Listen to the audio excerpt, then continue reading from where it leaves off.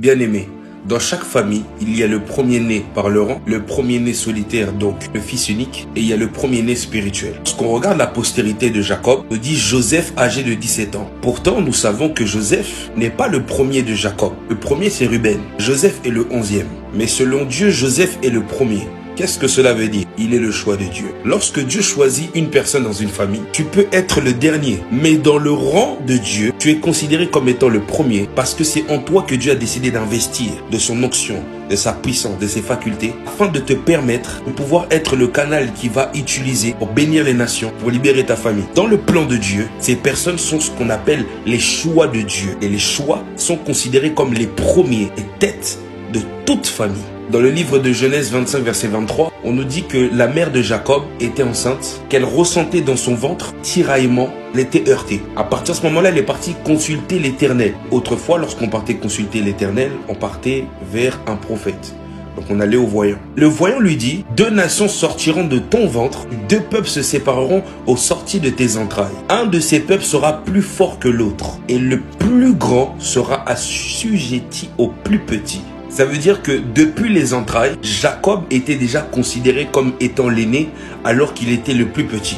Ça veut dire qu'à cause de cela, lorsque Jacob et Ésaü sont nés, il y a un moment, en grandissant, Jacob réclame le droit d'aînesse. Ça s'est passé comment? Ésaü lui a demandé à manger. Jacob a dit, vends-moi ton droit d'aînesse pour que tu manges. Ésaü, qui était l'aîné, n'avait pas conscience de qu'est-ce que le droit d'aînesse représentait. Le droit d'aînesse, c'est quoi? C'est un droit qui donne la priorité, les successions, les héritages. Donc, celui qui a ce droit a des privilèges sur les autres que les autres n'ont pas. Après la mort de son père ou l'absence du père, celui qui avait le droit d'aînesse devait assumer l'autorité et les responsabilités du père. C'était lui qui était le successeur du père.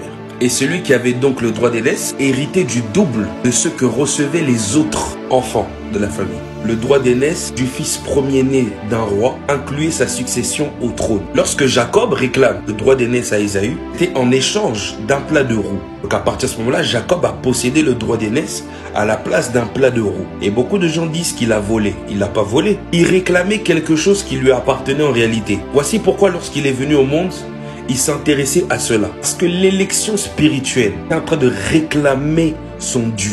Et les gens qui sont considérés comme les choix de Dieu dans leur famille, leur vie est très compliquée. Ils traversent des situations très difficiles. Ils ont des combats intenses. Ils ont des tribulations, des persécutions très difficiles. Ils sont tiraillés à gauche et à droite. Le diable les cherche. Le diable est alors tous. Quand tu es choix de Dieu, tous les combats de ta famille sont rattachés à toi. Parce que tu es le canal de libération de ta famille. Et tu dois être combattu. Tu dois être persécuté. Parce que le diable veut t'empêcher de pouvoir accomplir le plan de Dieu qui est rattaché à l'élection, qui est rattaché à ta vie. Donc lorsque Satan combat les choix de Dieu, il passe au travers des membres de leur famille.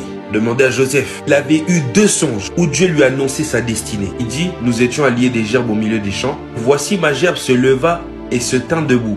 Vos gerbes l'entourèrent et se prosternèrent devant elle. Et ses frères lui dirent, est-ce que tu régneras sur nous? Est-ce que tu nous gouverneras? Et ils le haïrent à cause de ce songe. Dans ce songe, le Seigneur était en train d'annoncer que Joseph était peut-être le plus petit, mais que c'est lui que Dieu a appelé à être le chef de ses frères, à régner sur ses frères. C'est sur lui qu'est posée la couronne de l'élection royale. Les frères de Joseph ont commencé à le haïr, à le détester. Même lorsqu'il a eu un autre songe, parlait de la même chose mais différemment. Ils ont comploté de le faire mourir pour empêcher que ses rêves puissent parvenir à exécution. Mais ce n'est pas les frères de Joseph qui le combattent. Et c'est le plan de Dieu pour la vie de Joseph qui a fait que ses frères devaient le combattre. Parce que Dieu avait laissé Satan chercher à s'opposer à Joseph. Parce que dans la destinée que Dieu avait tracée à Joseph, il fallait que ça se passe ainsi. Ça, c'est les combats qui sont rattachés aux personnes qui sont considérées comme les choix dans leur famille. Ils vont être rejetés, méprisés par les membres de leur famille. Et c'est sur eux que l'huile doit couler. Et généralement, ces personnes, en plus d'être combattues, le type de personnes sur qui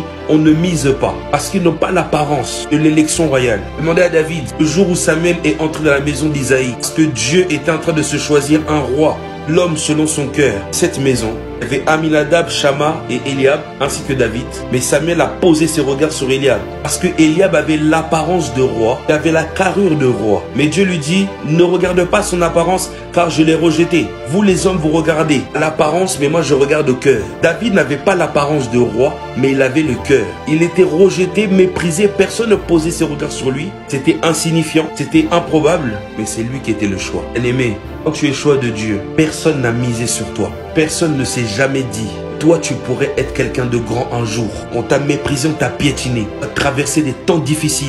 Mais c'est toi que Dieu choisit dans ta famille comme étant la porte de la délivrance, comme étant la porte de la bénédiction.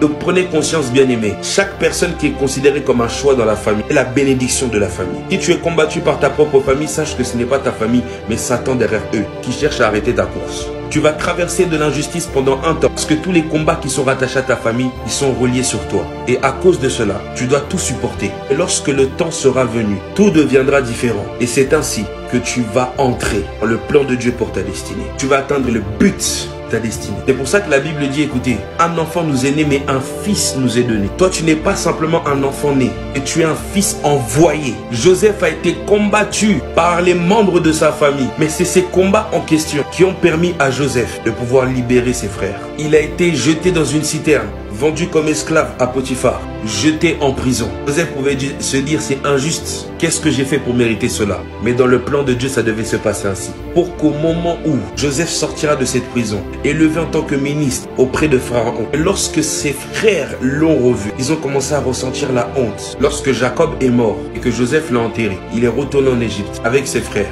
À partir de ce moment-là, ses frères ont commencé à ressentir beaucoup de culpabilité par rapport à ce qu'ils ont fait à Joseph. Ils ont même dit, et si Joseph nous rendait le mal qu'on lui avait fait? Ils avaient peur, ils étaient tristes. Ils se sont prosternés devant leur frère, comme le songe qu'il avait reçu. Joseph a dit une phrase, explique tout ce que je suis en train de dire. Vous avez médité de me faire du mal.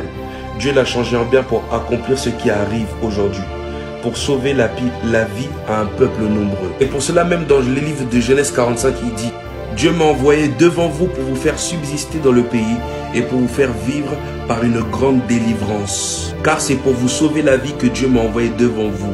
Donc ne soyez pas fâchés de m'avoir vendu pour être conduit ici. Il y avait un plan, le plan de Dieu. Bien-aimé, j'aimerais dire à tous les choix de Dieu, même si aujourd'hui tu traverses des temps difficiles, tu es tiraillé, tu es oppressé, que ça ne va pas. Sois pas en colère contre tes frères, ta famille, tes proches ou même contre Dieu. Sache que tout ce que tu traverses est le plan de Dieu. Reste calme, comprendras que tu devais leur faire vivre une grande délivrance. C'est pourquoi tu as été conduit à toutes ces choses-là que tu traverses. Tu es le choix de Dieu. Tu es le canal de bénédiction de ta famille, de ton peuple. Donc, prends conscience de l'onction qui est sur ta vie. Consacre-toi, parce que ta consécration n'est pas que pour toi, mais pour toutes les personnes que Dieu a rattachées sur toi. Tu es une bénédiction, donc ne décourage pas. Continue d'espérer, parce que la finalité est tellement bonne. Le diable est un menteur, il a déjà échoué. Tu es fort, vaillant, héros.